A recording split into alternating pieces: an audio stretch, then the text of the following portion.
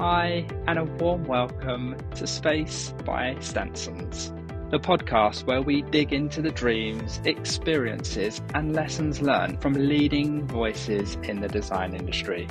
Today, I'm jumping into a chat with Julian, the founding director at DMFK. I've got 3 projects to ask him about. Firstly, an early memory that has shaped his career. Secondly, a current scheme we need to keep a lookout for. And lastly, a future project that would be of his wildest dreams. And hey, before we roll, we feel the love when you share, rate, or follow the show. So please go for it. Now, on to Julian. So thanks very much, Julian. Really appreciate you carving time out of your busy schedule and coming along. It's a pleasure. DMFK, I've seen some of your projects, mind-blowing, some of the awards you've won, and I thought I'd just have to chat to you and find out more about the 3 projects that you would put forward on this podcast and just learn, get into your head a bit more. So can you tell us about the journey, where you got to then setting up DMFK, how that took you? When we started off with a really small practice, and I think it was just coming out of the early 90s recession, and there were a load of empty buildings that there were commercial buildings, and we did a lot of residential conversions of those buildings. I think in those days there was a fashion for chopping them up and selling them as shells, and people would then fit them out as lofts. So we did tons of these fit outs, and in doing that, it was me and a friend, and we got to know the developers who were carving up those buildings. They were either old factories or old schools. And it moved from residential space into workspace because one of those developers, it's the project I'm going to talk about, just was called Sapcoat. There's a chap called Ashley Nicholson, a very interesting guy who had this vision that he could carve up these buildings not into residential spaces but into workspaces and provide a whole load of different sizes of tenancy, so small businesses could benefit from larger businesses, and the larger businesses wouldn't be sort of in these single tenant environments. And so they came to us completely out of the blue. There were only 2 of us working for the firm, working for ourselves at the time, to divide up this old BBC studio in Chiswick called Power Road Studios, or they called it Power Road Studios. And that's kind of how we sort of fell into that market. And I've always been friendly with a chap called Charlie Green, who ended up setting up the office group, and we've been talking about this this idea, and I'd taken to see Power Road Studios when it was done, and it just the whole idea of community-focused workspace evolved quite early, and it sort of came out of really understanding how to break up these old buildings. So the Power Road Studios, this is BBC. Yes. Place that was broken up. Yes.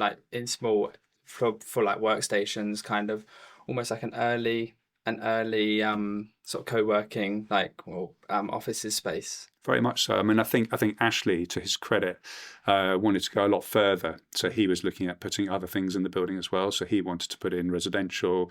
So there's a mixture of people living there, people working there, people making things and selling things, and there being a kind of environment. And I think he tried to set it up elsewhere. I think he did one in Bristol called Paintworks, where it was a lot more mixed up.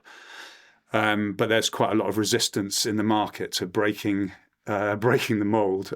So it ended up being a workspace, which is great, with a communal area in the centre of it. It was a very early It's a bit ahead of his time, sort of thing. Yeah, co-working is a funny term, really. The work we've done with quite a lot of these providers isn't actually co-working. The co-working part is a sort of shared workspace at the front. It's like an introduction to what's behind, and then there's normally demised space behind. So the actual idea of co-working in itself is more of a hook than it is sort of the entire reason for the building to be there. We sort of did that project at the beginning, which maybe we'll talk about a bit more. And then we also did some work for the Tate. So when Tate Modern was finishing off with Herzog & Mühren, they obviously focused a lot of their attention on the front of house spaces and the galleries, but they didn't focus on the offices, the staff facilities, and the canteen, all that stuff that it's actually become what we do now.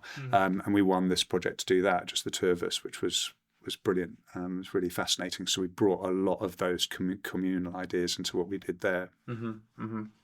And back then, that must have been pretty new for the industry. Like that kind. I was thinking back to the BBC one, but having for someone to have a vision to mix workspace and play and learning and all of those sort of community. Yeah. Was that a hard sell? Was that something that was accepted? I think at that time, serviced offices were seen as kind of shady post boxes, and they quite often had sort of slightly less honourable things going on behind. So that was the perception of what serviced offices was. I think Charlie had been working at Marylebone Balfour MWB and had been sort of trying to develop a product that was more design led and more community led. So. There was a sort of a reticence in the market or really an understanding of what it could be. But my experience of offices has always been, I think there were two things as a child that depressed me about architecture. One of them was going into Brent Cross shopping centre. That was where I first learned to be depressed by design. And then, and that's where you sort of learn how to walk around without lifting your feet off the floor.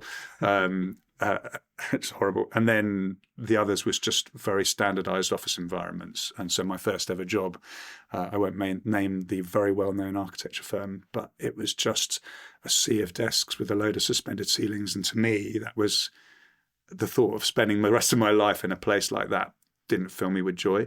So I was very ready to look at how things could be different in the office environment and ready to sort of use my career to try and improve that the workspace environments that we all go to for half our lives. And then I guess also the work that we did a lot of these fit outs of these shells of these loft buildings, are showing how we live can be different to what we're used to, and people were living in very different ways, and and a lot of the things that they were getting out of those loft apartments were fabulous ceiling heights, variety, sort of multiple orientations, light coming from different ways. Material design quality was all up to them in terms of how they fitted those spaces out. So it was a really fun time actually doing. I think me and Amit, my partner at that time, did probably 20 a year of these residential fit outs. So we were really turning over lots of ideas, sort of understanding that what you might want is different to what I might want. But the one thing that there are some unifying design factors that everyone will agree on. Everyone will walk into a space that's beautifully lit and feel good.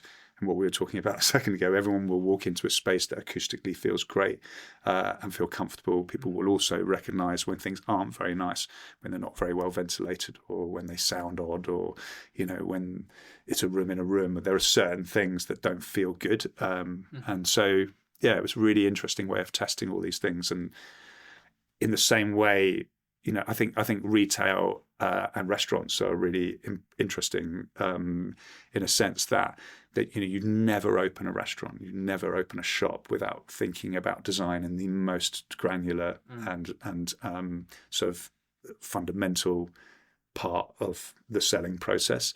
And I think that's and it in retail, it's not alienating in any way. I think retailers at every level recognise that if they make beautiful environments, people feel comfortable in them.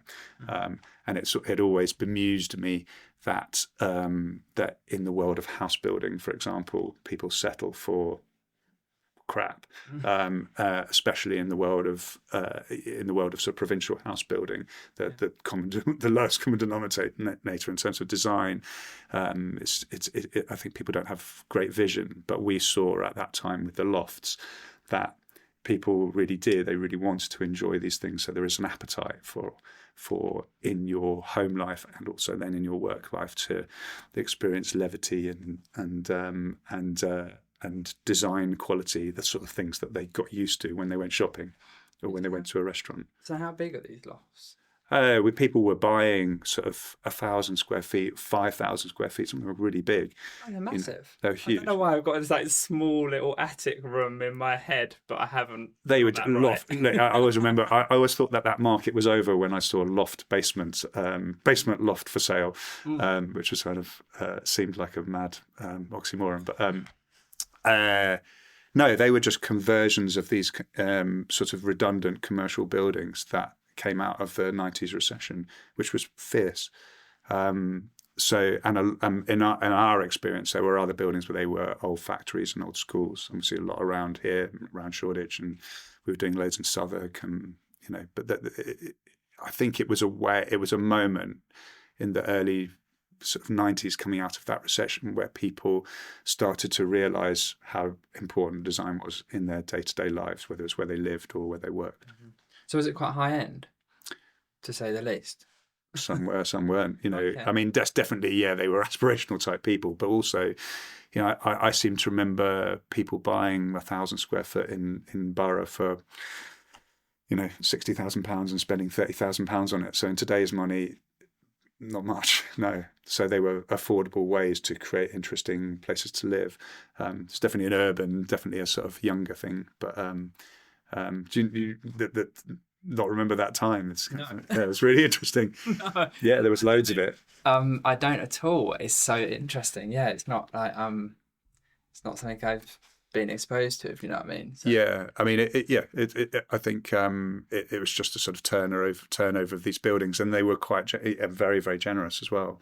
Mm-hmm. I remember doing one in Borough for this young couple, and it had the old bell tower of the school that went up, sort of 14-metre high bell tower, and we put a bathroom in the bell tower, and so it's all really fun stuff. And it's sort of, that's as a practice, probably because we started to practice sort of 1997, always doing retrofits, always fitting out buildings, although that wasn't perceived to be the kind of cool part of the market right then, so it's quite hard. I always felt kind of slightly less than for doing retrofits and working on existing buildings, because all the magazines were publishing shiny new builds, and I always felt that, well, proper architects don't do this, but I think that tide's definitely turned. Yeah. So as a practice, we've got 25 years of retrofits, of experience of doing that, and suddenly looking back at our back catalogue, and well, maybe we weren't that bad after all. No, we're definitely now with the whole sustainable thing and looking at reusing buildings and bringing them back in. It's got such a strong message anyway, hasn't it? So yeah, I mean, it sort of comes naturally to us, because, and I think it's a hard part of the market. We talk about it a lot in the office because there's only certain architects that are, or interiors people, that are any good at it. It's definitely your bushwhacking in terms of your working style. Your buildings that are full of problems, and there's no easy solution to anything. You can't kind of reduce everything to a kind of a module or a simple diagram. Retrofit is definitely, you're in the weeds, and some people really enjoy it, and some people find it quite challenging. Yeah. I love it. No, I can see that. I mean, we obviously most of what we do is obviously working in refits, because it's refitting out office spaces. So yeah, I quite like it, and it's also a bit quicker, like turnaround, if you know what I mean. You haven't got to wait for a whole building to be built. Yeah. So that, my impatient side, that kind of is nice too. So yeah, I can see pros and cons, but I can see people liking starting on a blank piece of paper, doing their thing, Yeah, I mean, there's definitely challenges in some senses. We're doing a fit out for a really big law firm, and we were involved in their building search, mm-hmm. and they looked at 26 buildings, of which one was a new build, mm-hmm. and the rest were all retrofits, and they picked the new build. So there's definitely something we're going to watch for, is to make sure that our retrofits are done to a very, very high standard.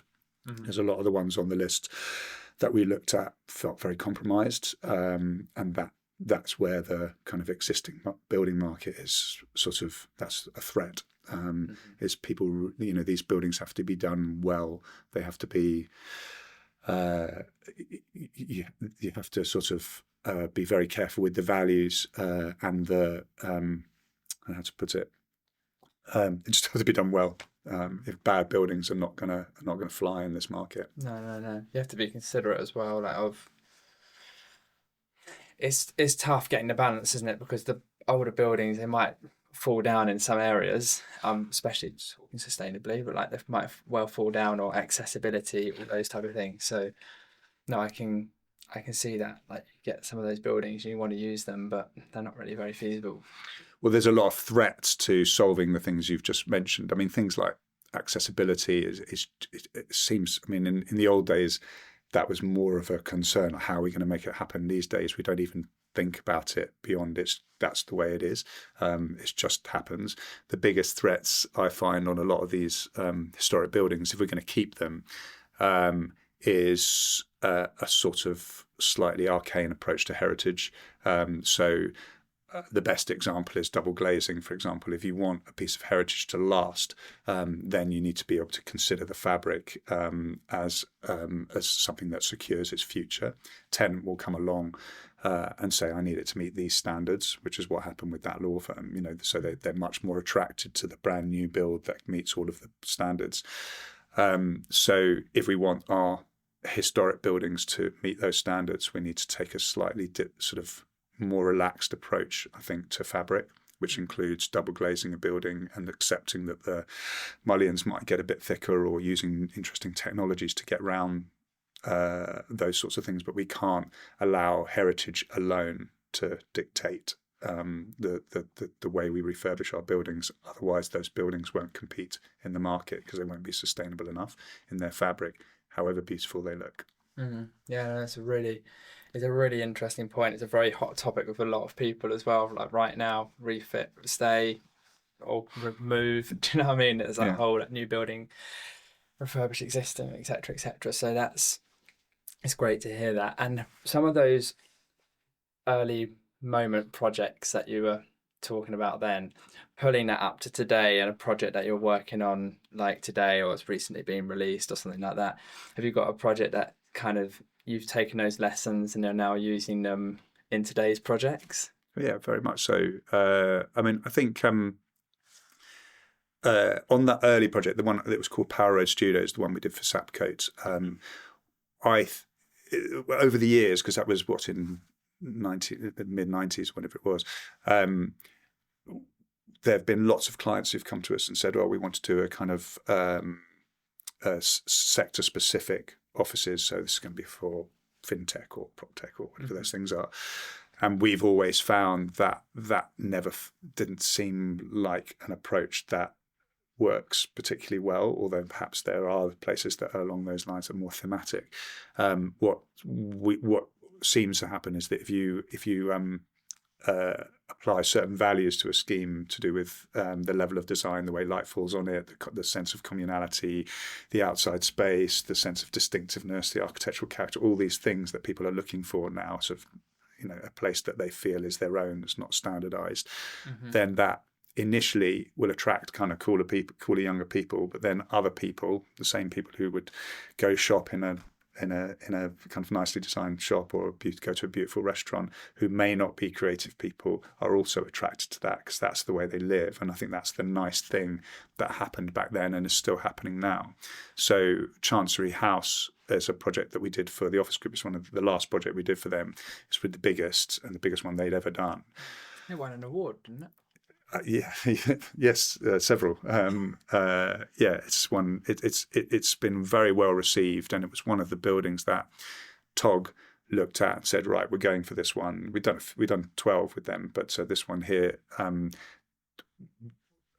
we literally went into every inch of the building and tried to create value in what was there, rather than adding extra floors on and things like that. We just tried to sweat the building for what it was. And there was talk at the time, because it's near the Inns of Court, that there would be mainly legal. It would be a legal centre. Actually, the first thing that happened, and it's a beautiful place, was that a fashion company came in and looked at this and looked at the shared workspace and said, yeah, we can. This is a good skeleton for how we work, and they understood how the shared workspaces outside of their demise would dovetail with what they do in their demise. And they came in, and then a few other companies like that come in, and then you get property companies and accountants and stuff, and they follow. And to me, that's a great thing. That's a sort of the blend that you create in these buildings by creating a visual and just the way the building is organised, an atmosphere. And I don't think we should be exclusive about that. I think it attracts all kinds of people and all different sizes of tenant as well. So it's a kind of setting of a vibe around the building, which is a generosity towards the way people use the buildings, and that's about the disposition of spaces, how open or closed it feels as you walk into the building, how much generosity there is around the building, how many other amenities around the building. So it's creating a kind of environment and an ecosystem between all of these different bits that sits comfortably with itself, which is something that you learn over doing lots of these projects. We don't put the meeting rooms here, we put them here. We don't size them like that, we size them like that. And our booths never really worked. Let's do them like this. And the acoustics were crap on that one. Let's do them like this. And that balance becomes universally appealing, I think. So yeah, Chancery's been really interesting. And we work together with a Danish architect called Norm. I follow them. Yeah, carry on. I love their stuff. Yeah, they're great. I mean, and collaborations can be a bind or they can be amazing. Did it go well? Really well, yeah. I mean, obviously. Yeah, there was a lot of riffing going on between us and them, as in we might come up with a material palette or a way of working, an attitude towards the history of the building. So, for example, at the entrance of Chancery House, we built this big kind of vault door that was reminiscent of the silver vaults downstairs. And then they looked at the design and they went off and designed a kind of really lovely spun aluminium light fitting that was directly related to the entrance. So there was a lot of that going on, and a sort of I think it's quite refreshing working with a Danish company, because I think we have to work at good design in this country. They just know it.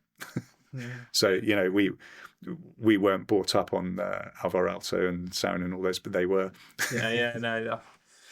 I do agree. The whole Scandinavian thing is. Yeah. I mean, I just love going there. Yeah. You walk into a furniture shop there and everything's just beautiful. And here sometimes it is. Yeah. I think we're good at it, but I think we it definitely doesn't come naturally. So that was a very easy, comfortable collaboration. Yeah. Yeah. And when you said you got that building, you got that brief, and you're looking at sweating the whole building, was there a potential that you're going to build more floors on top? Is that what you're saying? And then you stop that and you maximize the space internally instead? There are a few things that the property industry is really guilty of. And I'd say they fall in when you're sort of bidding for a building like that.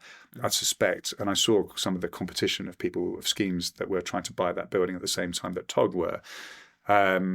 They all added on. It was all a competition to see how much more net area you could get, and that was what defined value. Whereas TOG would look at it and say, no, let's just create the value by opening up the basement, bringing light in better, and making sure that we use every inch of the building we have. I don't know intricately their business model, but they obviously then look at that and go, well, we don't need to add extra floor, and it's enormous amounts of cost. There's all other implications of just focusing on net area as the main value generator. And I think that for most of the projects we did with them, it was all about saying, well, who needs parking? Let's get rid of the parking and put in other uses. But hang on a minute, you can't just put a gym in a dark, crap basement. How are we going to bring lights in? How are we going to make the basement spaces, turn them from the worst spaces in the building to the best spaces in the building? And that is retrofit. That's really understanding how to get the best out of what you find. Mm-hmm. Adding extra floors, yes, of course, if you can do that and if it makes sense, you would do that. And quite often we've had several projects recently where the question is, if we don't get extra net area, how are we going to justify the loss of area that we need to create to put in better plant, more sustainable plant, better end of trip facilities? All these things take up net area, so you have to sometimes offset that loss. So it's a balance, but mostly those projects are about sweating the asset that you find. I love that. That's great. I mean, it's so sensible. I mean, it's so on so many levels. If you can make that work, Yeah. the building's more efficient.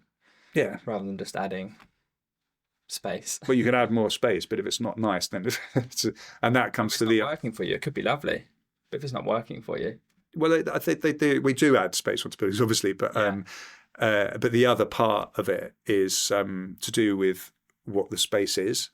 So quite a lot of the buildings we've looked at over the years for various different people, someone will have come along and go, well, that ceiling height's not BCO level ceiling height, so we can't use it.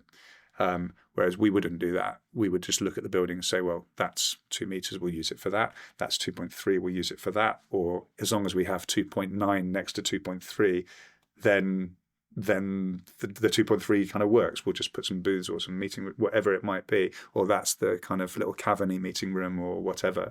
And that is where I think that the standardization of office spec, as important as it is to elevate the standard from rubbish to okay, to become inspirational, you need to not just consider technical standards. I'm not saying that technical standards are not important, but they're very convenient for people who are not that sort of thoughtful about how things can be beautiful and not that poetic.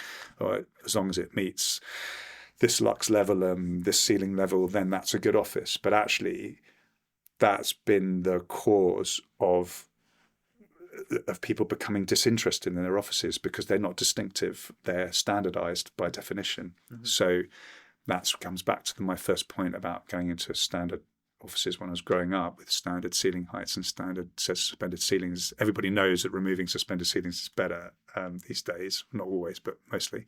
Mm-hmm. But yeah, meeting technical standards is an easy get out for being creative.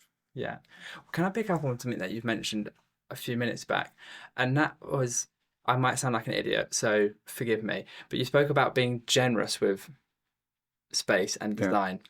What do you mean by that? Because it sounds really interesting, but I don't fully know what that is.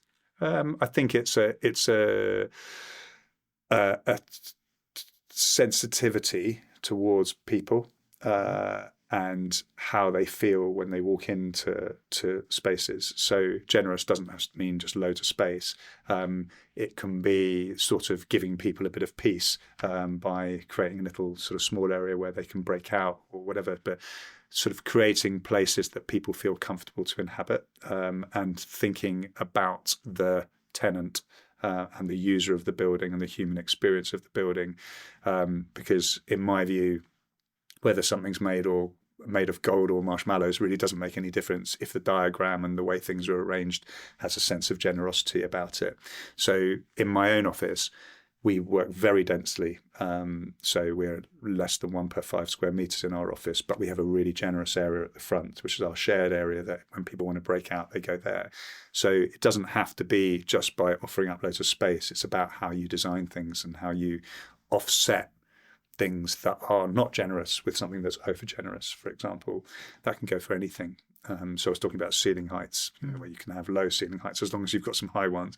You can also have areas that are very poorly lit, as long as there are other areas that are quite brightly lit. And that goes for acoustics and all of these different elements of the design. It's about contrast and balancing those things. When we walked into this room, there was an immediate change in the acoustic character from out there, and that was really enjoyable. And that happens at Chancery House, for example, when you walk from the sort of quite bustly reception area into one of the meeting rooms, which we've used an acoustic treatment on the ceiling, which is quite full on and quite strong.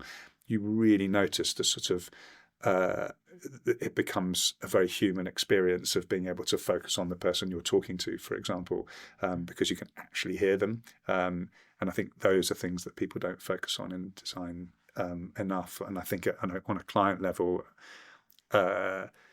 they're things that people are not necessarily well versed in even discussing. So I think it's on the architects and the designers to really introduce those other bits in. So acoustics is a really big one, and air quality and those sorts of things are things that people don't necessarily understand. No, I I love the terminology, and I love the contrast and balance, not getting overly hung up if something isn't necessarily perfect, like the light or the sound or the height, but contrasting it back with the opposite somewhere else, and what's perfect, and creating that balance. Yeah, no, exactly. But if you were looking, I mean, I refer back to this property search that we were doing for this law firm. You know, you walk into all these buildings and they all look the same. So is that perfect? Not really. It's just meta standard. Actually, the ones that were a bit like, okay, hadn't thought about it like that. Yes, those floors were split up, or this doesn't quite work the way it should work in my brief, in my diagram, but I like it. You know, and so I've strongly believed that. Yes, it's important to have technical standards, of course, but you need to approach them with a little bit of a pinch of salt. And I think that the BCO and the people who are sort of looking at that whole area will do well to sort of, and they do, to judge things according to slightly less fixed, according to values rather than standards. So values would be generosity, like you said, or sense of community, or identity or distinctiveness, and those sorts of things. So, for example, in our experience working with the office group, they had a very clear idea that they wouldn't have the same architect do everything, that they would find buildings of distinction that were different from one another. So if you worked in Chancery House, you may hate Summit House, so which may not be your thing. So you'd be you're less likely to leave the distinctive one.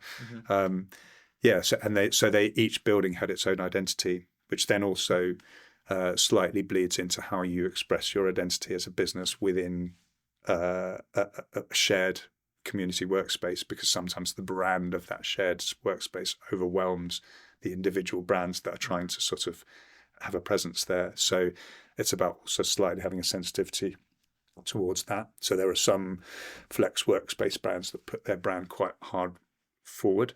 And I always liked, just my personal view, the way that Todd kind of sat back and allowed the building to be the brand. So people go, yeah, I'm in whichever of their buildings, with York House or whatever.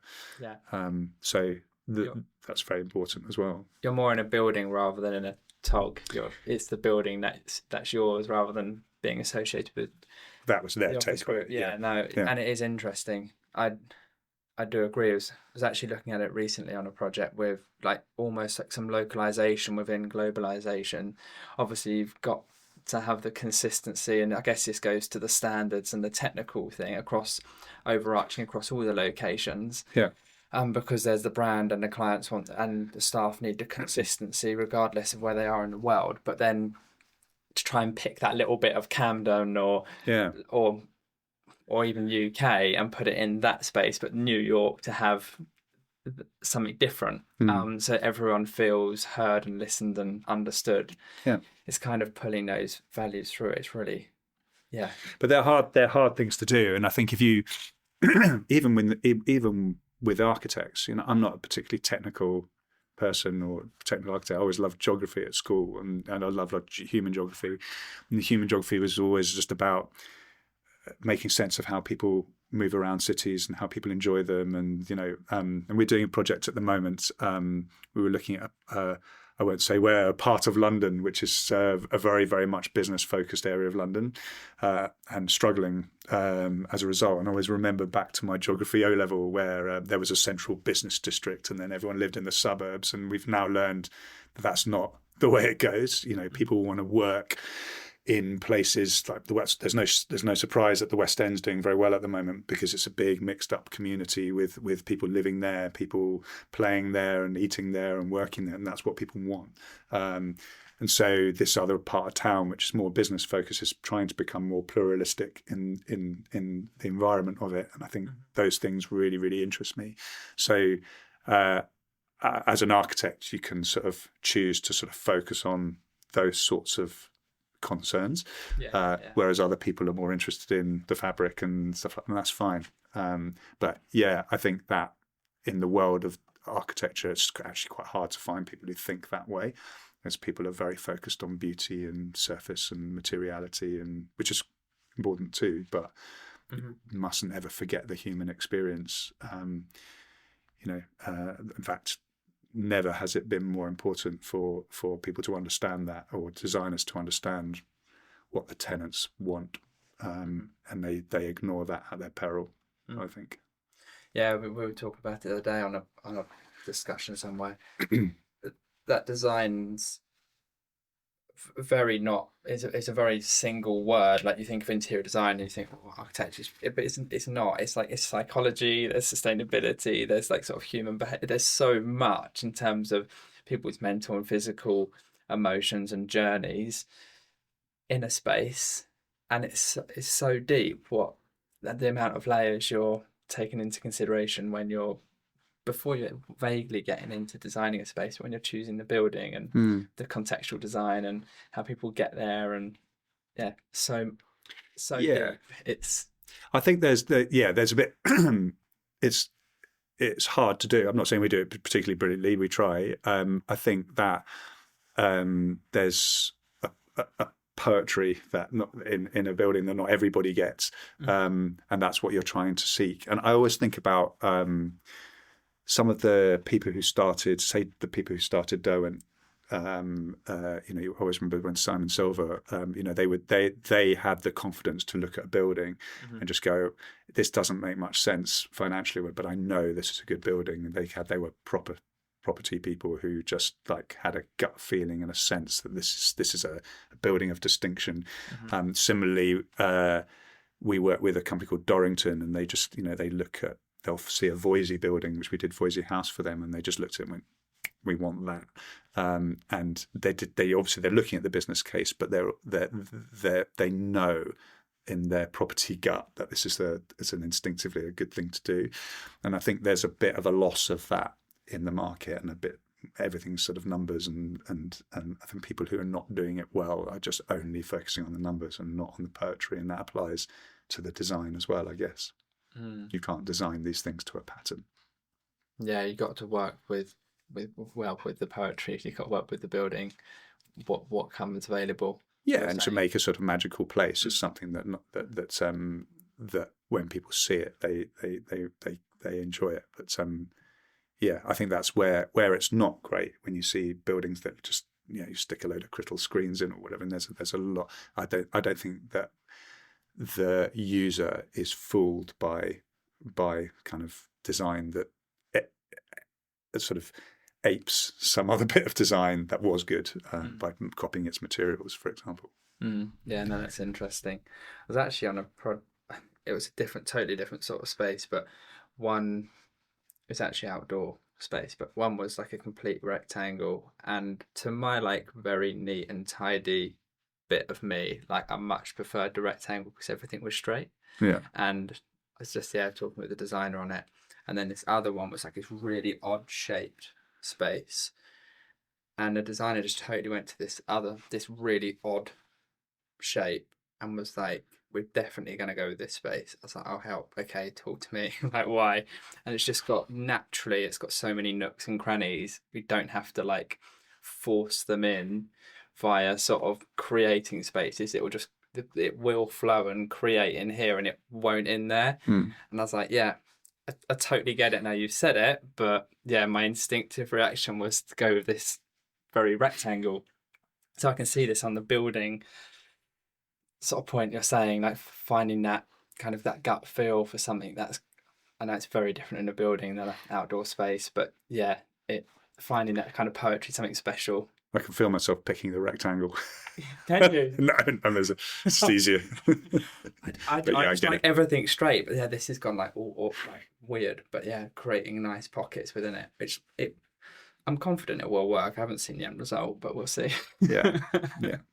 But yeah, I'm quite a straight lines man myself, but we'll see. Yeah, I am too. But I think as a practice, we do a lot of office space. We do a lot of other things as well. We still do residential and quite a lot of religious buildings and interesting things. And they all have they're all very, very different, but they have a thread going through them, which is to do with human experience and how you enjoy those spaces. And, that's the bit that I really enjoy.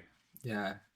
It's one continuous thread, isn't it? And it's always the people there and how they act and behave in the space and how we want to invoke their emotions, etc. So going forwards, like with your wildest dreams, Julian, like what would a project be that you would do, if anything was possible? I think when you asked me that before, I did put the fear of God into me. But I think having done it now for a couple of decades in this form, I never really know what's coming, but I always really quite enjoy it.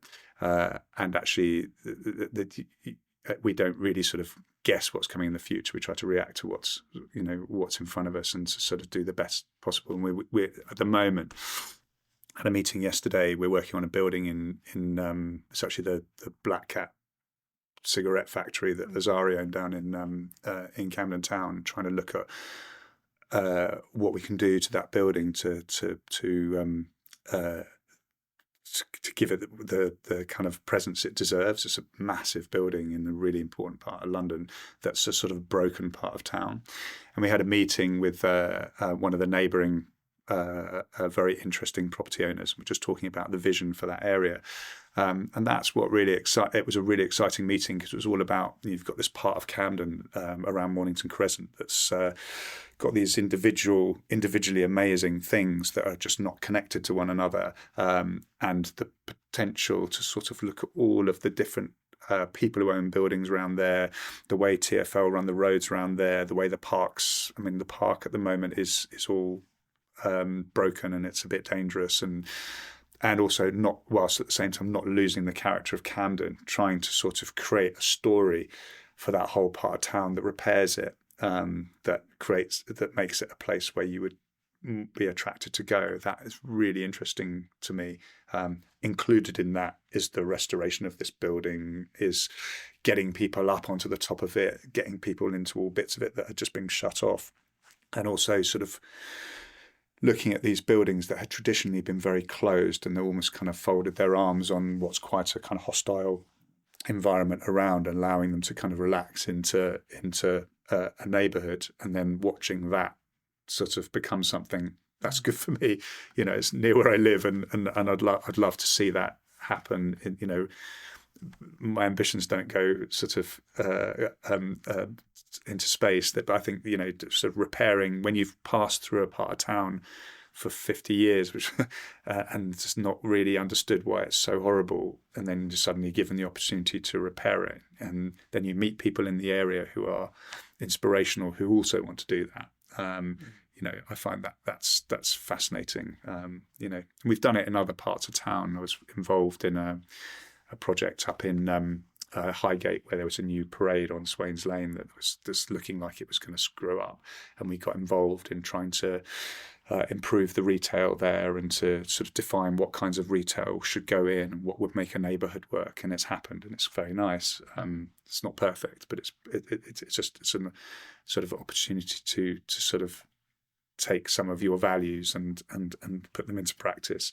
And I think this thing in Camden potentially could just be amazing. And I think that the more different property owners try to work together, when the estates, for example, had control of various bits of London, they could define the character of an area, whether it's De Walden and Marylebone, whatever it might be.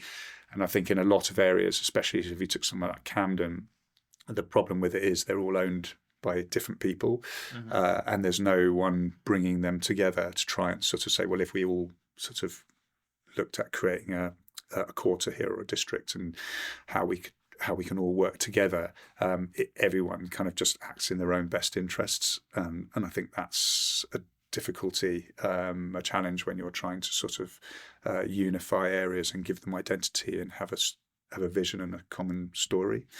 Those are the things that I really enjoy, and that's all about meeting interesting people and understanding how these areas function. Funny enough, in that conversation, we talked a lot about the troubles that area faces as well, in terms of the stuff that happens on the street, and sort of trying to take that into account but not erase it. So I think Camden actually does it relatively well, in the parts are still a bit grimy, but it's moving forward. So yeah, that's, I suppose, everything that we're talking about here comes down to the way, it's not really about materiality, it's about the way people use buildings. I was going to say, it all seems to be boiling down to your human geography kind of question. For me. There, yeah. No, yeah. I'm seeing even in this project, like you're talking about like different disconnected parts, but beautiful parts, pockets, and then bringing those together. And that's kind of human geography of people maneuvering between spaces or going up or down or round and around. Yeah, but that's how we approach all the design projects, and that's, all these workspaces. They were all about how do you create an indulgent workplace for people that is beautifully designed, that's sincere, and that people buy into. And like I said before, people don't want to be patronised and not stupid. They know quality when they see it. They also know things that are thin when they see it. They don't last. Yeah. And what are some of the challenges that you're facing on that redevelopment, like bringing people together? Is that something that you've got into yet, or is it too early days? I guess it's with all these things, it's sort of going over the top. You can very easily not be ambitious enough because you're constrained by the rules and the standards that are in front of you, but that shouldn't stop you from creating a bigger story and a bigger vision for something, and being ambitious. So, for example, if you're doing a building if we're doing Chancery House, we might draw the most ambitious scheme because that sets out the key values, but then it might get pulled back to a deliverable or phased reality. So I think it's being able to, on the one hand, have a conversation with the client and with everyone around about what the ideal would be, setting up some key principles, and then being able to also inhabit the realistic position as well, and picking off the things that you can actually deliver that are steps on the way to the bigger vision, I guess. But it's all a challenge, isn't it? Yeah. Oh. It's basically sort of change management and people management. People to come together and I mean, but you'll get people who'll say, well, Camden's not nice, but that's not very helpful.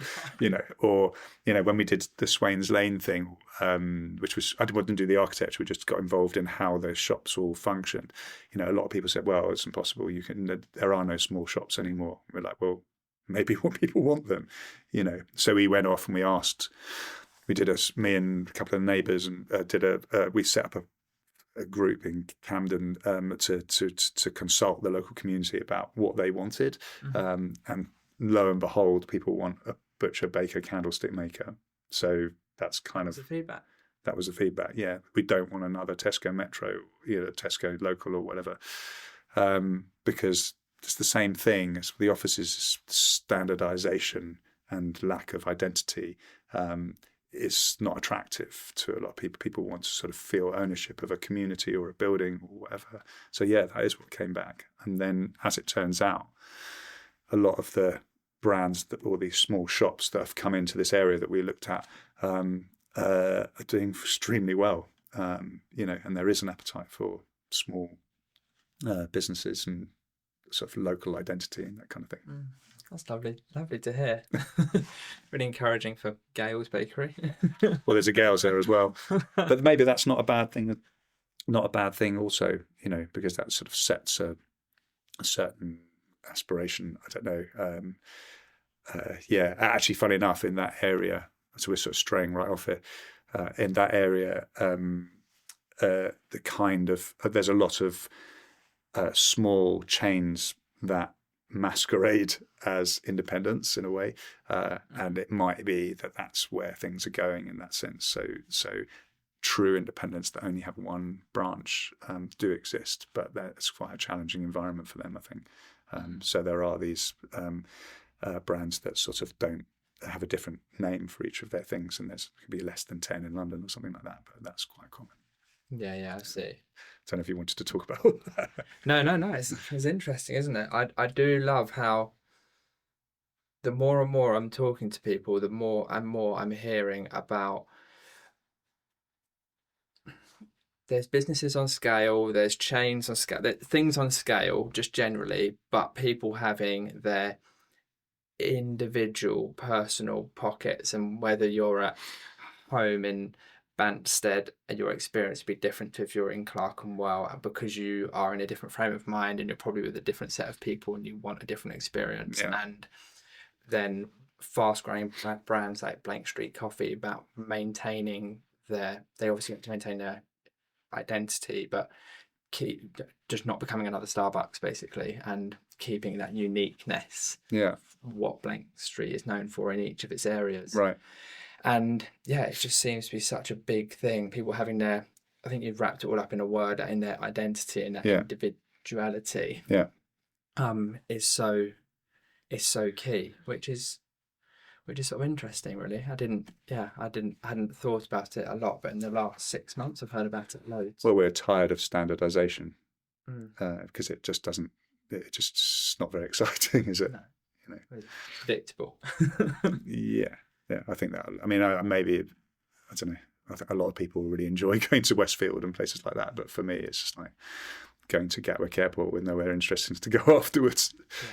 You know, and it's all just like sort of a very sort of repeated product. But I think a lot of people know that. But when sort of coming back to the office thing, the standardization, I think, is a real threat to the success of offices, because whilst offices remain a kind of uninteresting environment, it's an easy choice to make whether to stay at home or come to the office.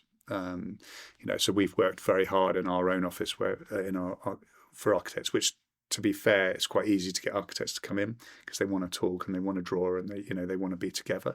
And I think there's other businesses where it's harder.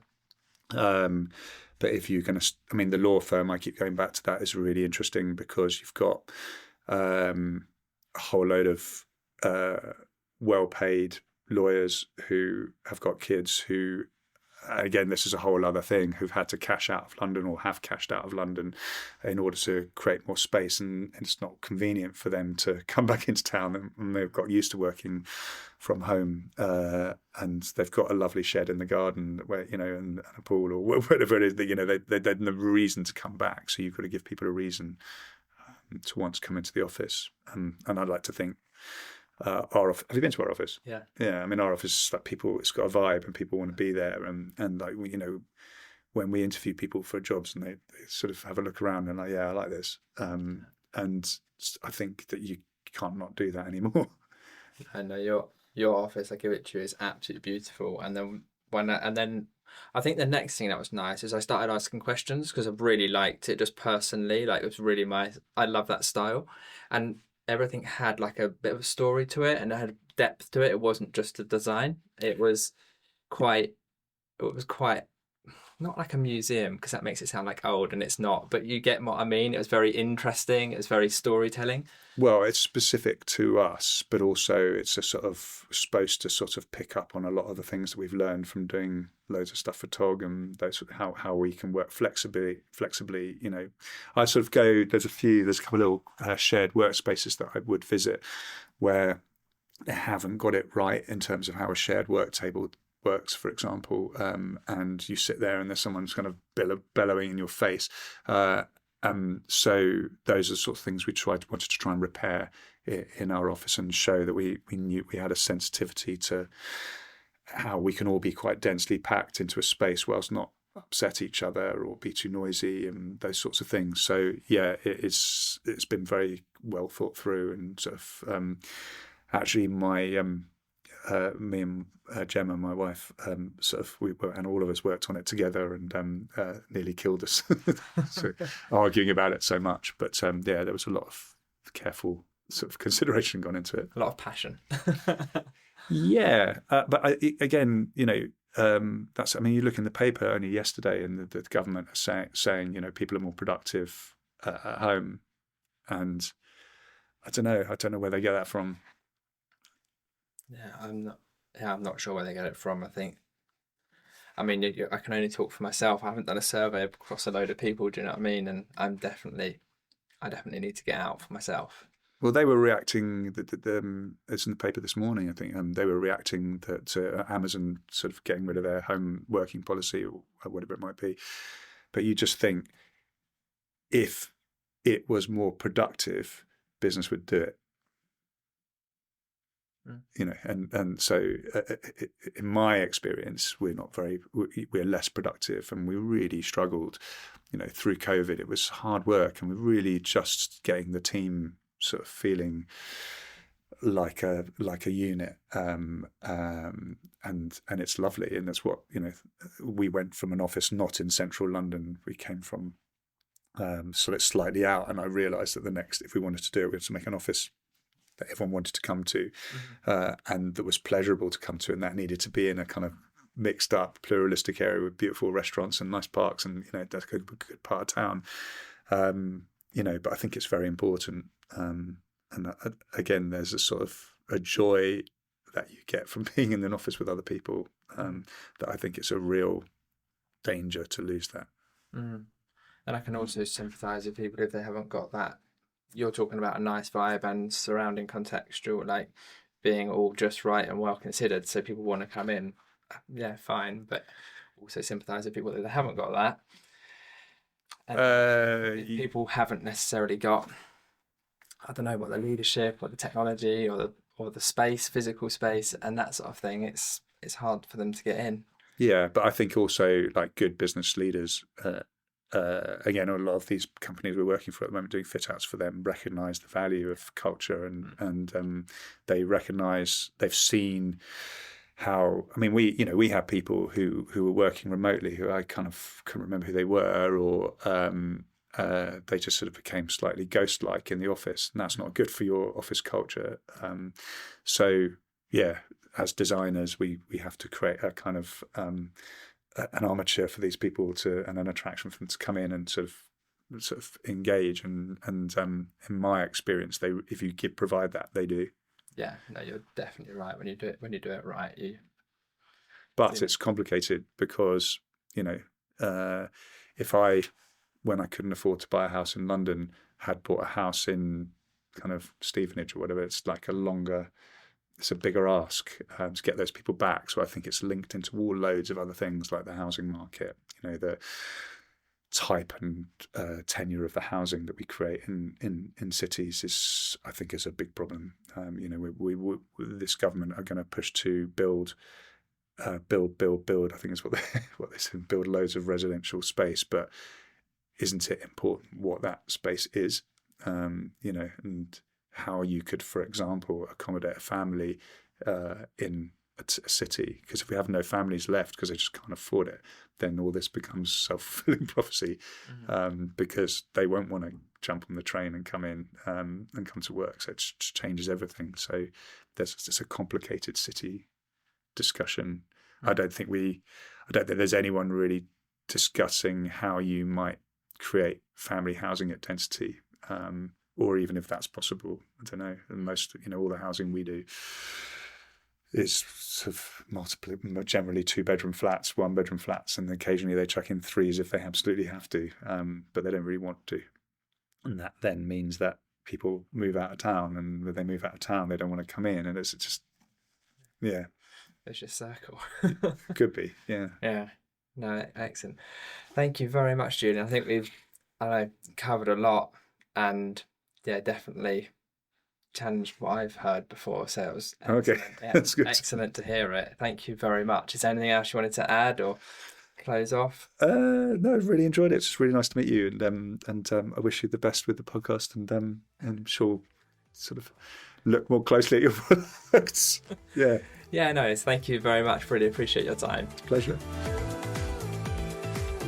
Thank you very much for listening. I'm also very grateful to all our guests. If you've enjoyed it, please do leave us a rating and a follow.